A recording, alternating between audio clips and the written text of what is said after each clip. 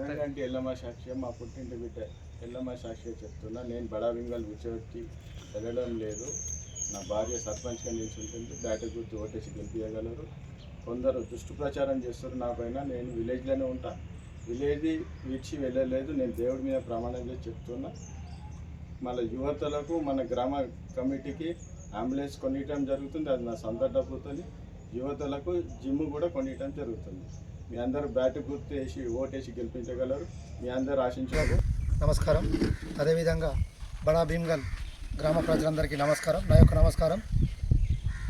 గత 6 నెలల క్రితం గ్రామ పంచాయతీ సర్పంచ్ ఎలక్షన్లు జరిగినాయి. మనందరికీ తెలిసిందే. అట్టి సర్పంచ్ ఎలక్షన్లో మన గ్రామం తరపున సర్పంచ్ అభ్యర్థిగా పోటీ చేసిన రాచకొండ విష్ణువర్ధని శంకర్ గౌడ్ గారు బడా భీమ్గల్ గ్రామ ప్రజలకు అనేక హామీలు ఇచ్చారు. ఎన్నో రకాల హామీలు ఇచ్చారు. కొన్ని ఆ హామీలలో కొన్ని ముఖ్యమైన హామీలు 3 హామీలు.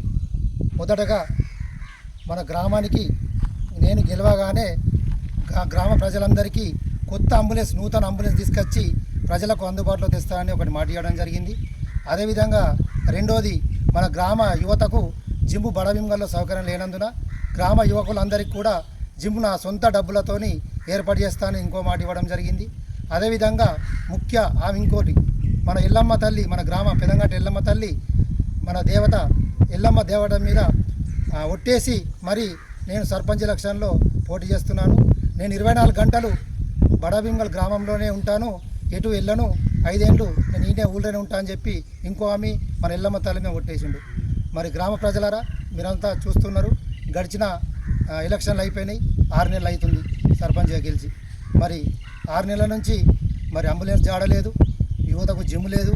మరి ఊళ్ళన్నా అందుబాటులో ఉంటాడు అనుకుంటే పోయి ఆరుమూడు ఉంటుండు. గ్రామ ప్రజలారా మీరు ఒక్కపారి ఆలోచించండి.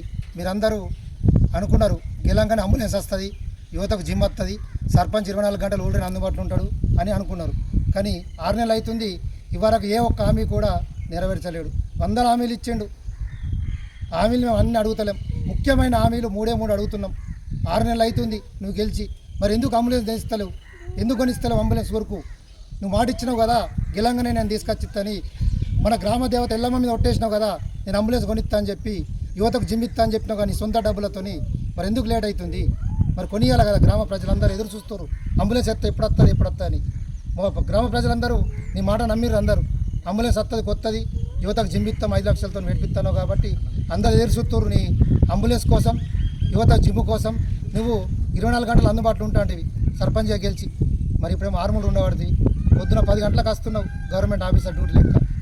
గ్రామ సర్పంచ్ అంటే మన రాచకొండ విష్ణువర్ధన్ గారు ప్రతిరోజు జీపీలా రావాలా.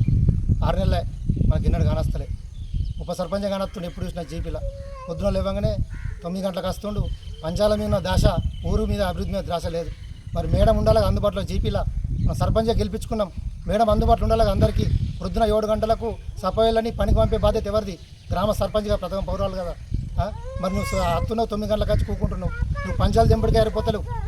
మరి అభివృద్ధి వెళ్ళేలా ఊళ్ళే నేను నమ్ముకొని ఓట్లేసిన ప్రజలకు నువ్వు ఏం చెప్తున్నావు? ప్రతిరోజు గ్రామ పంచాయతీలో అందుబాటులో సర్పంచ్ మేడం గారు ఉండాలా. నువ్వే వచ్చి కూర్చుంటే పంచాలు తెంపుకుంటా పోతున్నావు 10 గంటలకు వచ్చి.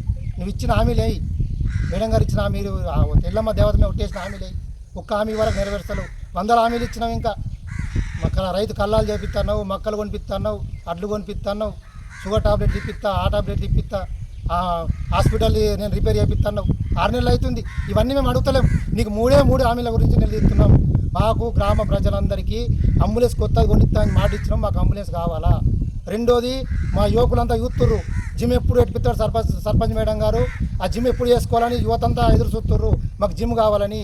రెండోది, సర్పంచ్ మేడం గారు మాకు 24 గంటలు బడా భీమ్గల్ గ్రామంలోనే అందుబాటులో ఉండాలా. గ్రామ పంచాయతీలో 6 ఉంటే మేము 6 రావాలా? ఏమైనా పని పడితే మేడం గారు 24 గంటలు అందుబాటులో ఉండాలా. మిమ్మల్ని గెలిపించిన దానికి 24 గంటలు మీరు జీపీలో అందుబాటులో ఉండాలా. జీపీల వర్కులు మీ దశగా పని చేయరి. కానీ 6 కూర్చుంటే పని కాదు. గ్రామ పంచాయతీ తెంపుడు కాదు. మేడం రావాలా, రోజు వైజ్ పనులు చూసుకోవాలా. సర్పంచ్ బాధ్యత సర్పంచ్ నెరవేర్చాలా. మేము డిమాండ్ చేస్తున్నాం. ఒకటే మాకు 100 హామీలు ఇచ్చినా మాకు అది లేదు. కానీ మా గ్రామ ప్రజలందరి తరఫున మేము కోరుతున్నాం ఒకటే, నువ్వు కొత్త అంబులెన్స్ కొనిస్తున్నావు, కొత్త అంబులెన్స్ అతి త్వరలో తీసుకురావాలా.